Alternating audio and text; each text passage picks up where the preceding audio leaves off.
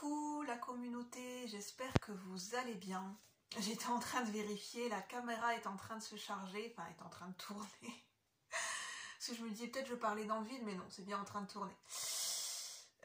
J'espère que vous allez toujours bien. Je vous retrouve, on est samedi, et oui je tourne beaucoup de vidéos le week-end maintenant. Et finalement, ça m'est venu d'un coup et j'ai envie de voir ce qui se passe au niveau des énergies collectives, faire un point focus au niveau où est-ce qu'on en est collectivement, au niveau général, au niveau des énergies universelles, au niveau d'un point de vue des planètes et astrologiquement parlant, où est-ce qu'on en est pour cette mi-février. Au moment où je tourne la vidéo, on est dans la période, on va entrer dans la période de mi-février la semaine prochaine. Voir un petit peu de mi-février jusqu'à fin février 2023, qu'est-ce qui se passe et qu'est-ce qu'on veut bien nous dire et quelles sont les énergies qui vont nous accompagner. Est-ce que ça va être plutôt harmonieux, plutôt dissonant, voilà, est-ce qu'il y aura des challenges, qu'est-ce qui sera mis en exergue, on va voir tout ça. Alors moi j'ai été voir sur le site Astrothème pour faire un point astrologique avec vous. Donc en ce moment, on est en période solaire dans le signe du Verseau, qui est un signe d'air, qui est rattaché aux idées, aux pensées. Je ne sais pas pourquoi j'entends le matériel. Il y a quelque chose au niveau matériel. Les énergies qui font le focus sur le matériel. Le signe du Verseau, c'est beaucoup les idées, comment dire, un côté indépendant. Enfin, c'est un signe d'air, voilà, on va réduire ça comme ça, c'est un signe d'air. C'est rattaché aux pensées, à la communication, aux idées. Et on a la lune en balance, donc on est en période lunaire, la lune se situe en balance. La balance est aussi un signe d'air, mais la balance, comment dire, je dirais qu'elle a un côté plus concret que le Verseau. Je ne sais pas pourquoi j'entends ça.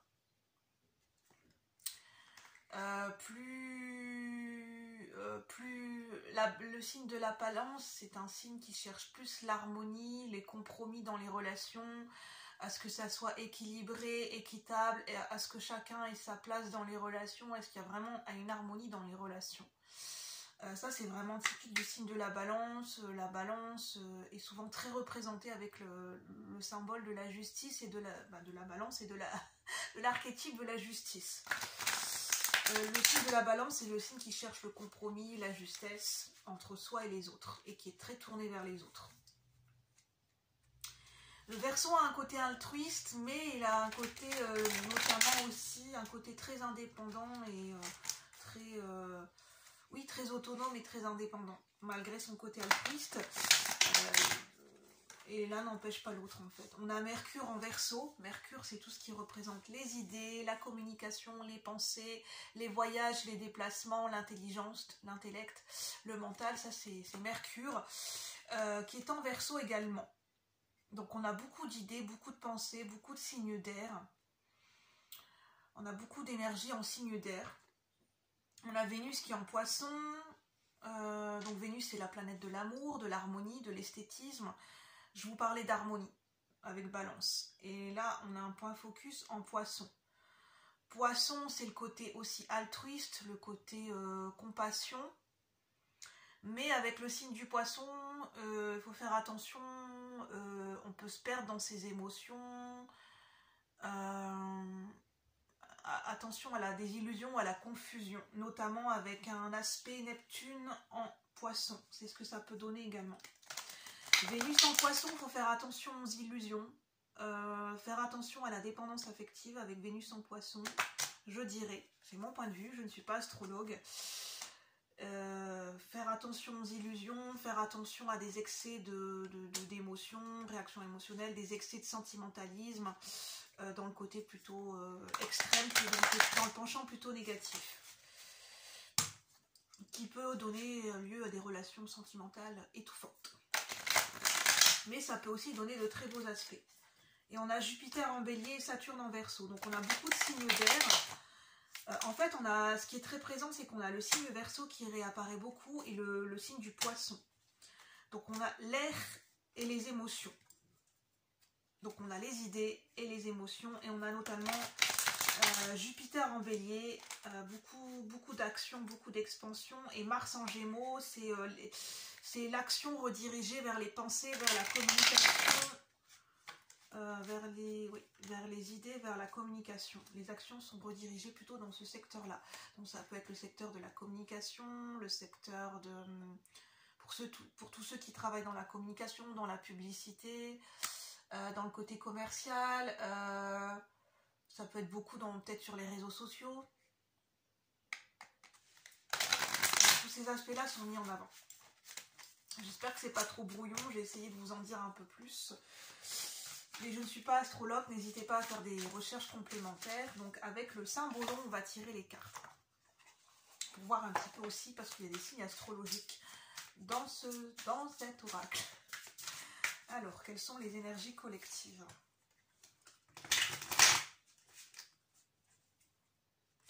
Quelles sont les énergies collectives générales pour cette fin février, de mi-février à fin février 2023?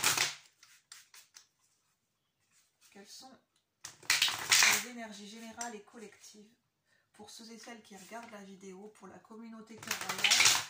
Quelles sont les énergies générales et collectives au niveau astrologique et au niveau des énergies universelles par rapport à cette période de mi-février à fin février 2023? Cette période du signe du Verseau. Quelles sont les énergies? Mais je ressens beaucoup les énergies du poisson, hein, c'est ce que je vous disais la fois dernière. Il y a le poisson qui commence à faire son apparition dans les énergies. Hein. En même temps, il est très présent. Je vous ai dit qu'il est en Neptune, le signe du poisson. Et il est en Vénus. Donc il est déjà bien présent, le signe du poisson, dans les énergies. On a cette carte qui est tombée. Je vais en prendre plusieurs et puis on verra ce que ça me dit. Alors je vous disais, il y a des signes astrologiques reliés à des planètes dans cet oracle. Il y a le visuel de la carte, mais il y a aussi les signes astrologiques avec les planètes.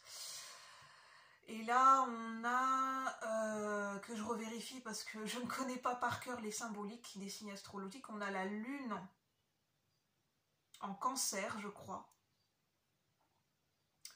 En cancer, je crois, et on a, je vais aller vérifier un petit peu, pour pas vous dire de bêtises, parce que je ne connais pas par cœur les signes astrologiques, donc je vais aller regarder, ça m'apprend aussi.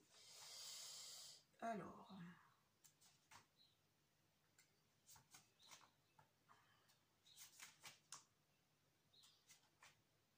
Ah, voilà, en page 46, pour voir un petit peu, pour ne pas dire de bêtises.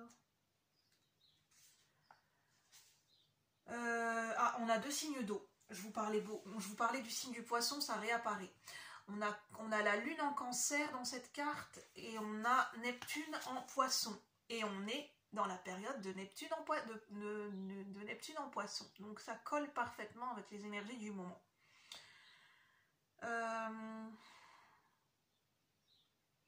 Qu'est-ce que ça nous dit? Je vais plutôt prendre au niveau des signes astrologiques. C'est beaucoup d'émotions. Hein. Beaucoup d'émotions, beaucoup d'énergie, de vulnérabilité.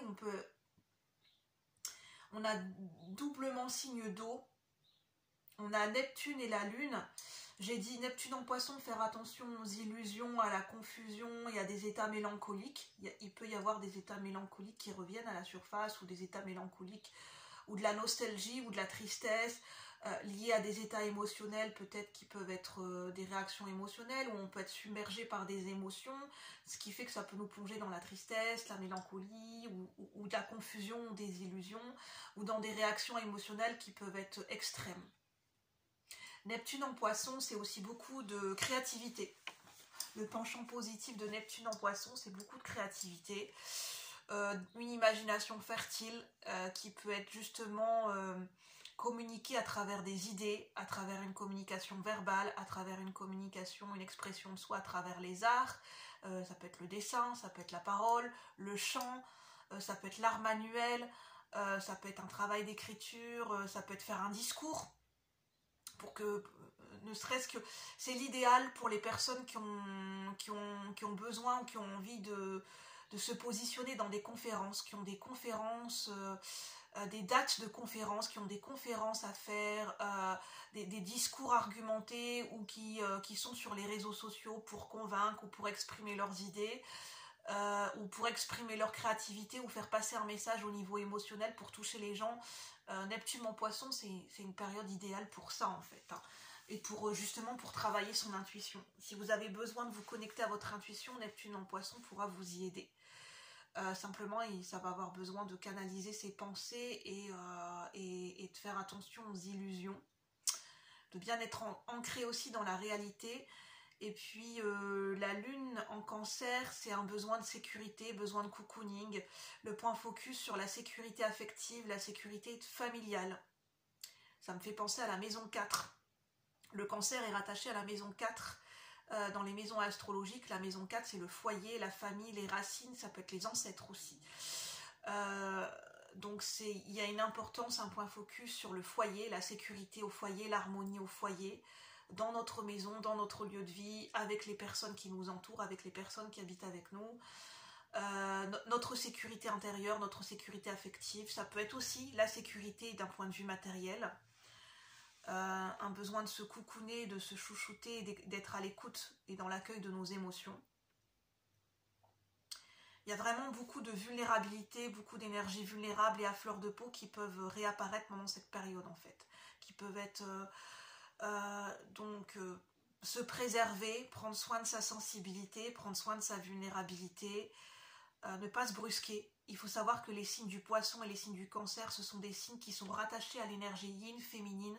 Ce ne sont pas des signes qui vont se brusquer ou qui vont brusquer les autres.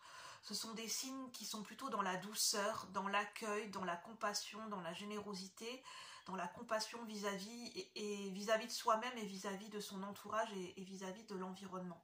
Et c'est ça le point focus qui va être demandé. Sans pour autant se sacrifier, parce que le signe du Poisson, le signe du Cancer peuvent être des signes des énergies qui peuvent se sacrifier. Sacrifice au détriment des autres. Être peut-être trop dans le donner, trop présent pour les autres et pas assez pour soi, et c'est ça qui est mis aussi en avant et à prêter attention avec cette carte. Là, ce sont plutôt les signes astrologiques qui me parlent. Alors, quelles sont les énergies? Attention à ne pas trop s'isoler, se renfermer. Le penchant extrême ou le côté plutôt négatif du Cancer, c'est des peurs et des angoisses et tellement un fort besoin de sécurité qu'on peut être amené à se renfermer ou à s'isoler ou à se renfermer dans sa carapace. D'où le crabe en fait. Enfin, le Cancer est représenté par le signe du crabe et le crabe a une carapace. On a cette carte de Lion. On a Lion, on a l'énergie du soleil en Lion. Et on a un rayonnement. On a une lumière, un rayonnement, une paix intérieure. Il y a vraiment ce rayonnement à apporter à soi-même. Et ce rayonnement, il va se dégager par une paix intérieure retrouvée en fait. Là, il y a un côté méditatif, on a un Bouddha, on a le côté méditatif, la méditation, la pleine conscience, la relaxation, la détente, être à l'écoute de ses pensées, de ses émotions, maîtriser ses pensées, ses émotions, être plutôt dans l'accueil, l'harmonie intérieure. Ça me fait penser au signe de la Balance. Je vous parlais de la Lune en Balance. La Lune en Balance, c'est équilibrer ses émotions, équilibrer sa part de lumière et sa part d'ombre, équilibrer le côté inconscient et conscient, parce que la Lune est rattachée aussi à l'inconscient. Qu'est-ce qu'on a d'autre? On a encore Poisson, Neptune en Poisson, c'est exactement la même symbolique que la carte. Juste là, là, et là, et là, et là. On a Neptune en Poisson 2 fois. Donc vraiment, Neptune en Poisson est vraiment... il y a un point focus au niveau des aspects astrologiques de Neptune en Poisson par rapport à ce que je viens de vous citer juste avant. Neptune en poisson, oui, est-ce que j'ai quelque chose à rajouter? Neptune, c'est les émotions, c'est la créativité, l'imaginaire.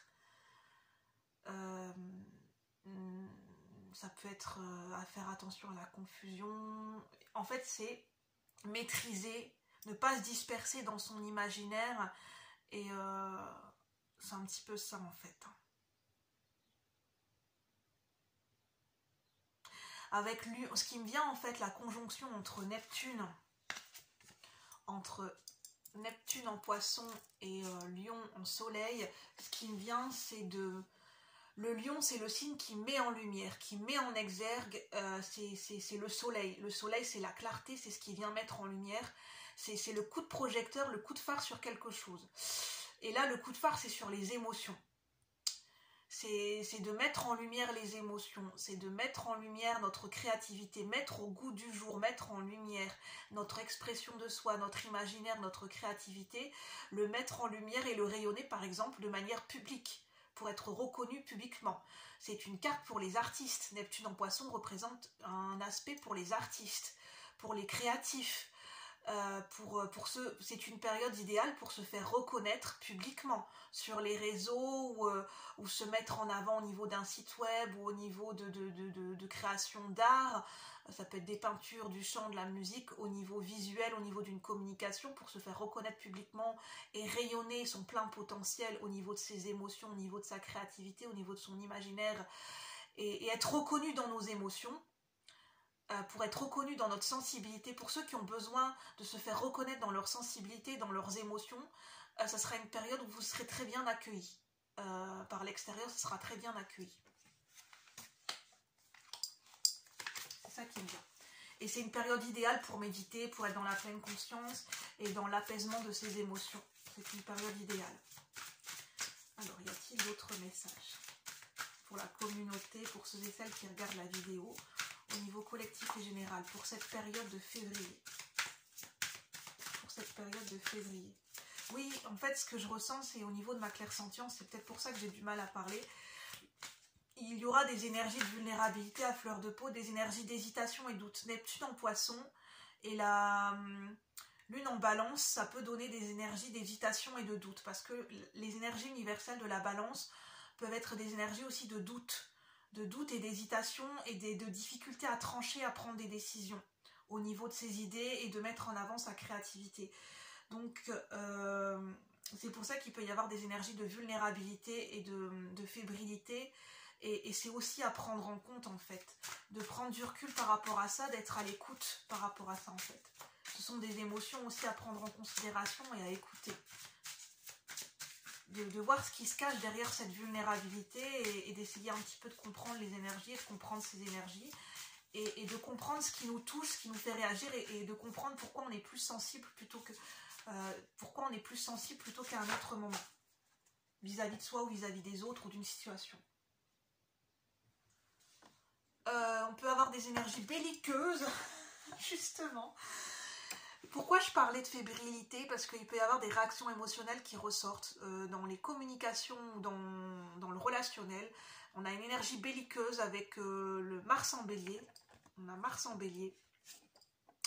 Mars est la planète de l'action, la planète de la combativité, avec le dieu Arès.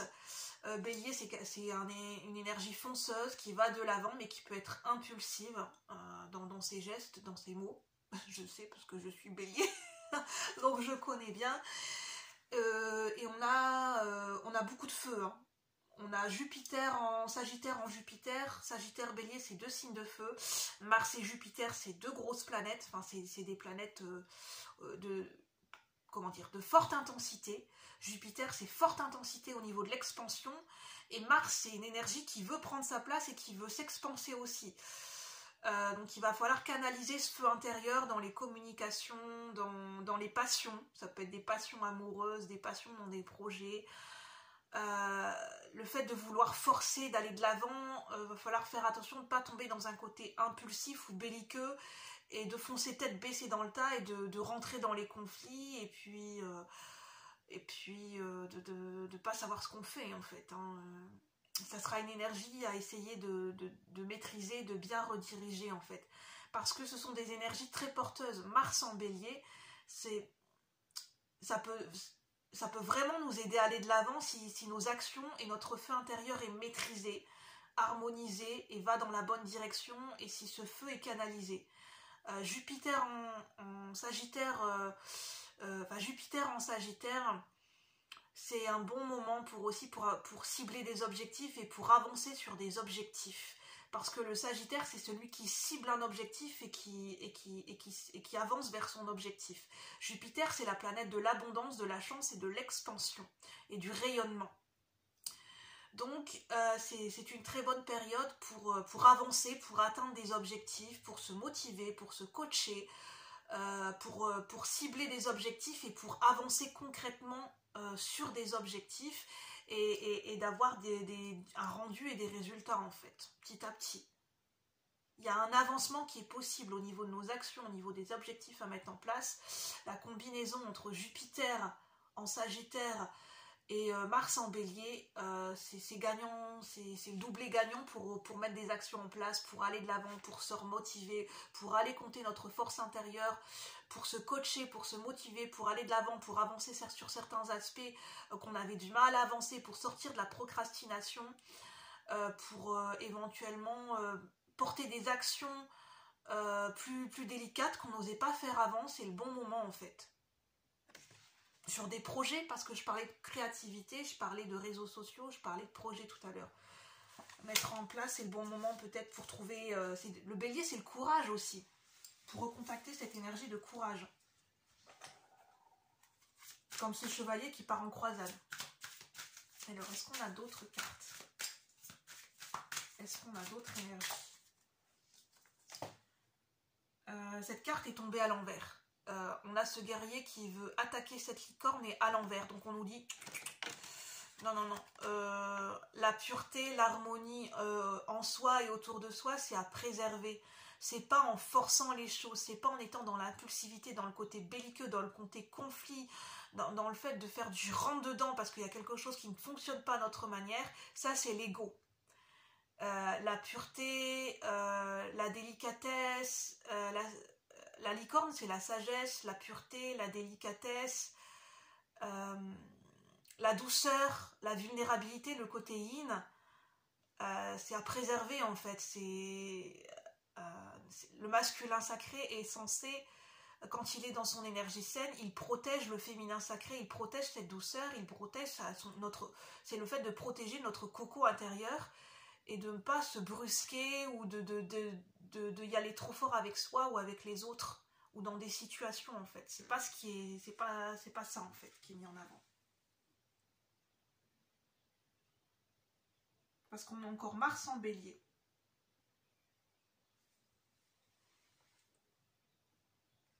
Et je dirais faire attention, si la licorne nous représente nous, faire attention de ne pas rentrer, de ne pas rentrer dans des conflits, dans de l'impulsivité ou dans des côtés belliqueux, s'il y a des conflits autour de nous, dans des situations, si des gens sont en conflit, en tension, se préserver, faire attention et être vigilant par rapport à ce qui se passe, par rapport à ça. Se protéger, se préserver, être vigilant et faire preuve de discernement, de clairvoyance et de prévoyance. Et de faire attention de ne pas tomber dans la naïveté, dans les illusions et dans le côté, vous savez, je parlais de Cancer et Poisson, dans le côté de je me laisse bouffer par les autres et je ne prends pas en compte mes propres besoins et je ne me respecte pas et par peur de m'affirmer, eh bien je me laisse prendre dans ces énergies, en fait, et je me laisse manipuler ou je me laisse atteindre, toucher, impacter. Il y a quelque chose à préserver dans ce sens-là. La licorne, c'est préserver ses projets, être discret par rapport à ses projets, par rapport à ses émotions, préserver son potentiel, préserver sa créativité, son imagination, préserver sa pureté, son âme d'enfant.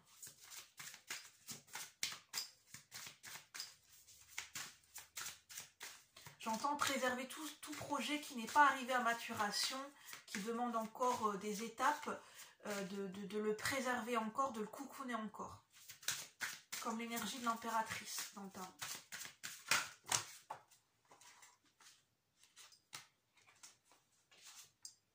J'ai trop de cartes.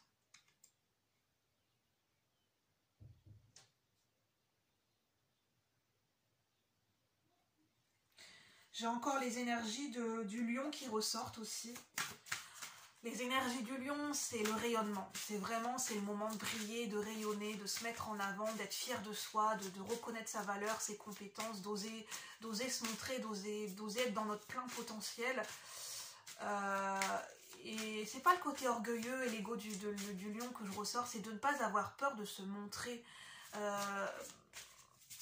De ne pas avoir peur de déjouer nos peurs, de déjouer notre syndrome de l'imposteur, de reconnaître notre valeur, nos compétences et de ne pas avoir peur de s'exprimer, d'exprimer notre créativité, notre vision des choses, notre point de vue par rapport à certaines choses. C'est le bon moment pour ça.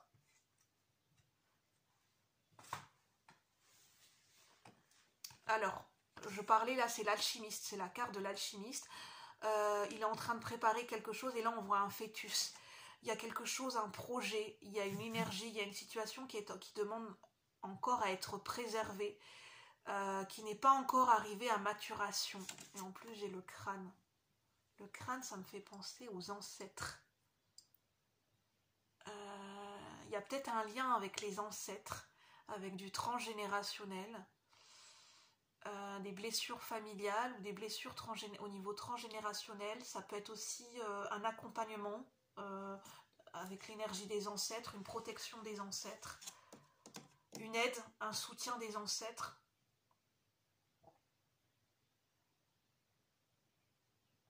J'entends, c'est retravailler quelque chose au niveau de nos racines ancestrales. C'est retravailler, transformer l'énergie au niveau de notre lignée familiale, de notre lignée ancestrale, par rapport à nos propres énergies. En fait, il y a quelque chose à refaçonner, à transmuter, à changer, à manier, à faire travailler des énergies ensemble, par rapport à soi, en fait, par rapport à nos propres énergies. Il y a le lien avec l'ancestral, avec les ancêtres, avec la lignée familiale transgénérationnelle. Parce qu'en fait, le crâne, ça me fait toujours penser à Hamlet, être ou ne pas être. Le fait de reconnaître et de se sentir pleinement vivant et de se sentir pleinement exister et être.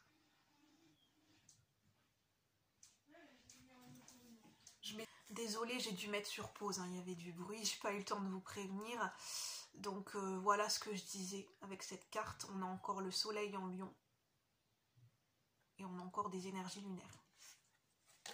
Je vais demander s'il n'y a pas une synthèse. Y aurait-il une synthèse pour cette période, pour ces énergies collectives, pour cette période de mi-février à fin février, s'il vous plaît. Une synthèse, une dernière carte, une carte complémentaire. Avec le symbole.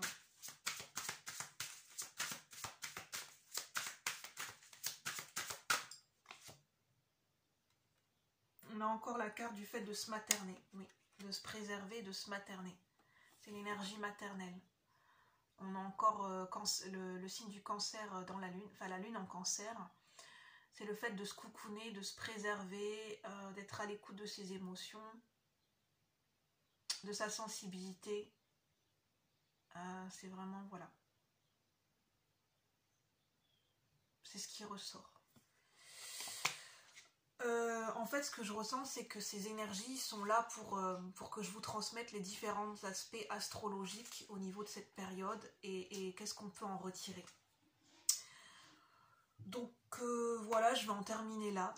J'espère que ces énergies pourront vous parler, pourront vous aider. Et puis n'hésitez pas à revisionner la vidéo au fur et à mesure ou plusieurs fois. Enfin, je veux dire... vous pouvez revisionner la vidéo autant de fois que vous voulez à des intervalles selon... Enfin, des intervalles... une fois, 15 jours plus tard, vous voulez voir où vous vous situez par rapport à ces énergies pour faire un petit peu le point, pour voir comment ça vous parle. Ça, c'est quelque chose que vous pouvez faire, c'est ce que j'entends. N'hésitez pas à écouter votre intuition parce que c'est général. Et puis, c'est vraiment la description des aspects astrologiques et planétaires pour vous aider par rapport à cette période. J'espère que ça pourra vous parler. N'hésitez pas à liker, à commenter, à poser des questions si ce n'est pas clair dans les commentaires. Et puis moi, je vous retrouve bientôt pour de nouveaux partages. Et puis, je vous souhaite un bon week-end. Bye bye la communauté. Merci.